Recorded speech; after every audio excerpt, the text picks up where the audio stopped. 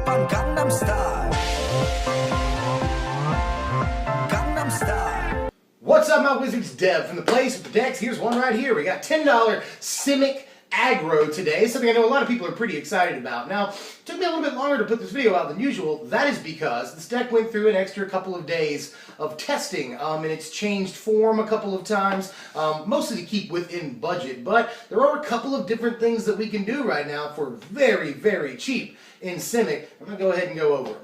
Well, originally, this deck was more mid-rangey. It had Segu Maulers and Icefall Regents and stuff, but honestly, we're a little too slow, especially against other decks that ramp or play big things, you know, at the top of the curve. They really just outclass us, and we were too slow to deal with the really fast decks. So I decided to go as low as I could possibly go here for this Simic deck, and it started picking up games against some of the slower decks in the format. Control, Green-Red Devotion it picked up a game against. So this deck is going to look funny, but I promise it has worked. So let's go ahead and hit you with it. 23 creatures in the deck. We're playing 8 1-drops. Like I said, we're trying to go very, very low here. 4 copies of Verry Miscreant and 4 copies of Godol Lurker. Yeah, $10 deck. We got to work with what within our confines here. Verry Miscreant has been very, very good. Even if you never draw the other card off of her, she's still a first turn 1/1 flyer, which with some of the combat stuff that we're doing in this deck is actually a pretty good deal. And when you do draw the card, because you've already got one in play, that's just awesome. It's really, really good to draw that card, especially in an aggro deck. Godol Lurker, I was a little hesitant about putting into the deck when I first decided to make this more tempo, you know, sort of an aggro deck. But he has impressed me, it turns out. He's usually worth a few damage on his own, and left unchecked, he'll do like 6 damage for you over the course of the game, because after the 3rd or 4th turn, there's really like they have better stuff to remove than Godol Lurker, you know? So, good creature, it turns out. I was surprised. Before I move on to the 2-drops, you could play Servant of the Scale in this deck. It depends on how low you really, really want to go. But I really considered Servant of the Scale did not ultimately play him. We'll move on to the 2-drops. We got 3 copies of Icefeather Aven and 3 copies of Stratus Dancer, both of which are morph creatures. So that's really good. Gives us some versatility and a little bit more of a long game. Obviously, Stratus Dancer can help us counter mass removal, and even spot removal. That's very, very good. And against other aggro, this can counter plenty of things, Stoke the Flame, stuff like that. Icefeather Aven has been really good, and I wanted it to be. I mean, again, just like Stratus Dancer, even if you don't play it as a morpher, it's still a 2nd turn 2-power flyer, which is awesome. Finish off the 2-drops here. 3 copies of a weird one, but one that works. Elusive Spellfist. We're playing an awful lot of spells in the deck, and we've got a minor in our creatures, at least unblockability theme. You know, some evasion in our flyers. We've got Godol Lurker, and now Elusive Spellfist, both of which can't be blocked. Elusive Spellfist, you have to play the spell first, but we'll be doing that, don't worry. Not only that, good blocker against other aggro decks, and, you know, hard to kill. I mean, they can't just Wild Slash this guy. They cannot just Wild Slash him. He's out of range of a lot of things, and we may lose Lightning Strike in the upcoming format, so that would be awesome for a creature like Elusive Spellfist, you know? So I'm a big, big fan. We'll also lose Stoke the Flames, which would be the thing that kills this, even if it could prowess, but you know, we'll lose that too. So I think Elusive Spellfist gets really good in some ways. I like Spellfist. I always have. I like this creature. 4 copies of Bounding Krasis, kicking it off the 3-drops here. Bounding Krasis is insane. Yeah, it turns out Bounding Krasis, I think, could see some standard play in this environment, coming up especially. And just a 3-power 3/3, he flashes in. That's crazy. He flashes in, and he'll tap a guy. Like, there's just so many good things about this card. I see no reason not to play this. It seems to be the deck for it. You know, we're obviously very tempo-oriented. We want to get creatures through for combat damage, especially after pump spells and stuff like that. This dude really helps, and we have a 3/3 guy on the board after all is said and done, you know? I love Bounding Krasis, and has done nothing but overperform in testing. 2 copies. Silumgar Sorcerer, I can understand if you wanted to put more in, to be honest with you. I just wanted to keep the 3-drops low, and Bounding Krasis was such an all-star, I really couldn't cut him out of a playset. Silumgar Sorcerer, though, is good against other aggro decks, and it's even good against, you know, bigger decks. Obviously, they're going to be playing a lot of creatures, Green-Red Devotion, stuff like that. And even Green-Red Ramp in the upcoming format, which I've been testing for a while. Green-Red Ramp coming up is freaking nuts, and I can't wait to do that deck tech, but I have to wait till BFZ comes out, or is at least fully spoiled. But anyway, that's neither here nor there. Yeah, we gotta counter creatures. We have to, because blockers on the board sucks, and a lot of creatures outclass us, especially once we get into the turns where we can cast Silumgar Sorcerer. So, a very, very important card. I can understand if you wanted to play more copies, but if you did, I would suggest adding a land. Here are our spells. We have 3 copies of Might of the Masses right here, and 4 copies of Titanic Growth. These are our combat pump spells, and they work super well, it turns out. Might of the Masses is a little better. I was really thinking, like, I was hesitant to include it, because at first I was like, well, are we really running enough creatures? 23 creatures, is that enough? None of them produce tokens or anything like that, so I don't know how good Might is, but Might has been very good. It's especially good as an instant speed removal counter. You know, they'll try to wild slash your guy or remove him in some other way through, you know, burn. And you can just protect him super easy. Later on in the game, and when I say later for this deck, that means like turn 5, you know.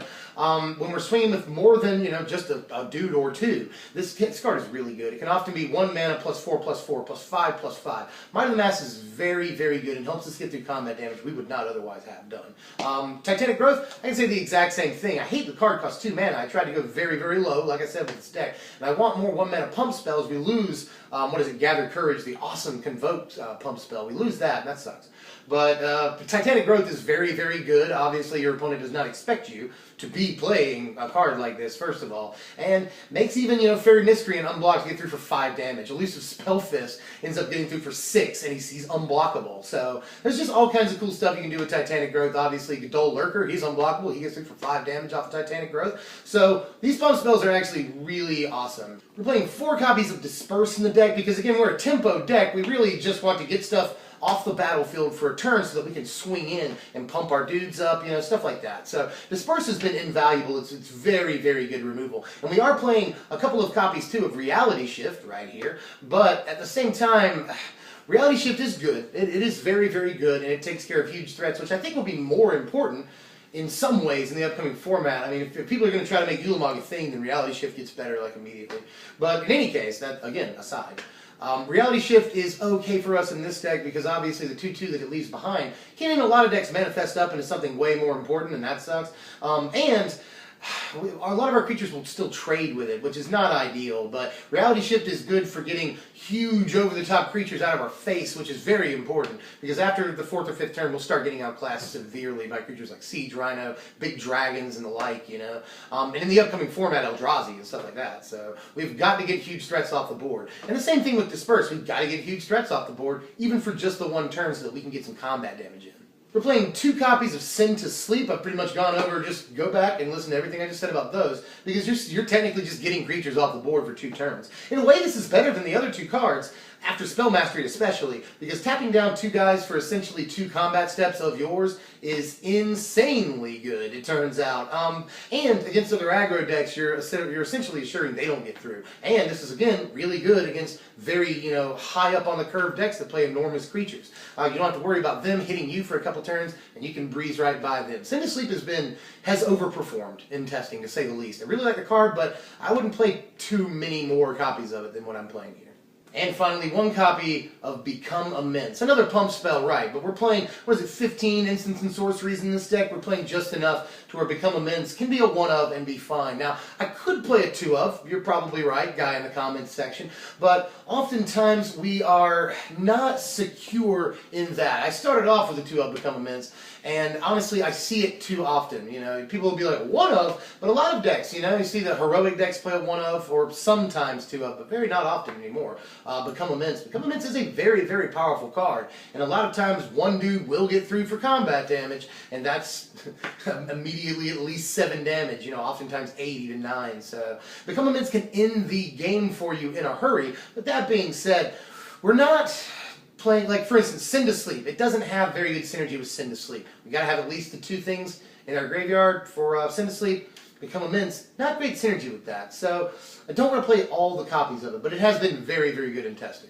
21 lands in the deck. Now, again, if you add that 3rd 3-drop, I would totally suggest more lands. And we are obviously playing some more 3-drops than it looks like, because we're playing Stratus Dancer, we're playing Ice Feather Raven, so we have some 3-drops in the deck. But that being said, you know, a lot of these very, very, very low-range aggro decks play anywhere between 18 and 20 lands. I think that we can just cheat 1 more land into the deck and play our 3-drops just fine, which has been working out in testing a lot. The deck is not incredibly hungry, but it can be somewhat hungry. You know, you want to Titanic Growth a guy and be able to Silumgar Sorcerer something away that same turn, or, you know, on their turn. You want to be able to disperse and Titanic Growth on the same turn, or, you know, Might of the Masses. And these things take mana, so the deck has not been incredibly mana starved in testing. I did have to add a land. It started off as 20 lands, which was just, that was wishful thinking and foolhardy, it turns out. But this is the land base we ended up with, and obviously if you have more Yavimaya Coast, throw them in. I just had to stay under budget. And here's the board. Some interesting things out of the board. Obviously, Mizium Meddlers wasn't a main deck for a very long time, but felt like as a 3-drop it just wasn't where we needed it to be, and I wanted to cut down on the number of 3-drops in the main deck. But against aggro decks and decks that play a lot of spot removal, this is a fine card, it turns out. And just flashing it in at the end of their 3rd turn is really not a bad deal. And Temur Sabertooth is really good against decks that want to go long, you know, your green-whites and stuff like that, and even your green-reds, because we can get a lot of value out of creatures like Ice Feather Haven, Silumgar Sorcerer sometimes, depending on what we're exploiting. Fairy Miscreant, we can use it to draw a card every single turn, you know. Stratus Dancer, we can just counter any non-creature thing they want to play. So there's a lot of stuff that we can do, you know, obviously Bounce Bounding Crisis, tap a guy every turn, you know, there are definitely some really cool tricks with Temur Sabertooth, but he's a 4-drop, and I just really didn't feel like we could comfortably fit him into the main deck at such a price. Before I move on to the power rankings, I do want to reiterate, there is a mid-rangey, like $15 Simic deck out there that uses, you know, Icefall Regent, Segu Mauler, but I just feel like it's right there in the middle between mid-range and aggro, and it just doesn't work the way I wanted it to. It gets, you know, run over in the early game and it gets pounded in the late game, and I'm just not really sure about it. But it is relatively fun, though. If you had a few dollars, you could make that deck really, really good. You could add Den Protector, Deathmist Raptor, Harbinger of the Tides, Collected Company, you know, just have at it, Hoss. It's not terrible, I think. But that being said, let's move on to the power rankings. And these power rankings are not actually as bad as they look at first, because the final score of the deck is a 51, which is about where we want to be with these aggro decks. The deck is very, very low. Again, I'll keep repeating that phrase because that was the whole philosophy of the deck's design. Again, if you want to go even lower, you could play Servant of the Scale, which is a fine card, keeps its power on the board even after it dies. That's a pretty good thing. But ultimately, I wanted to play, you know, 1 and 2 drops and really keep it low on the 3 drops, but I had to play Bounding Craze since the creature was so good. So ultimately, the deck ends up with a good score. You know, it's very consistent. It does what it wants to do. The speed rating is pretty high, and it's very offensively minded without sacrificing a ton of defense. You know, we've still got Silumgar Sorcerer, Stratus Dancer, Disperse, you know, things like that. And our pump spells can even serve to be defense. We're playing Reality Shift, so we've got some more defense than I thought we could have in a Simic deck these days. So I think the deck is actually fairly good, and it's a real blast to play, and nobody sees it coming. So how do you feel about this? Because the deck was a completely different deck for the first week of testing, and then the next week of testing it changed into this, and it did far better against a lot of the decks in the field. So which I was surprised by, to be honest. I didn't think that like Adult Lurker would be very good. I didn't think Miscreant would be very good, but turns out that they are quite good cards. And I wasn't sure about the pump spell thing, you know. Well, we'll just try to win early in combat. It works. It totally works for me, at least. Well, that's all I got for now, at least for this deck. We got a couple of things coming up. Don't worry, mono black people. I got a lot of people in the comments like, but what about mono black? I want to see that. You'll see it. Don't worry. It's coming up. I'm going to stick with $10 deck techs for a while here. There will be another one very, very shortly. Don't worry. But the next thing that I want to do is something I've been working on for it seems like 2 months now. We're going to do Burn. And here's the catch. Naya Burn. That is red, green, white, burn. There's only one green card in the entire deck. If you can guess what card that is, you get a cookie. But yeah, Naya Burn is coming up next, and I think that deck is actually super good. I've been testing it for a while now, and it's awesome. So stick with us, and you know, like, share, comment, subscribe. All that stuff helps us out a lot, and we appreciate all the, I guess, the attention lately. That's really, really cool. We got a lot of new subscribers to the channel. Welcome to SBMTG. We got a lot of cool stuff coming up for you. So obviously BFZ spoilers are going to happen like super soon, and we got a video coming out with spoilers because we've got some things to catch you up on very soon here. So again, stick with us, man. I appreciate y'all watching. I'm Deb from SBMTG. Thanks for watching, my wizards.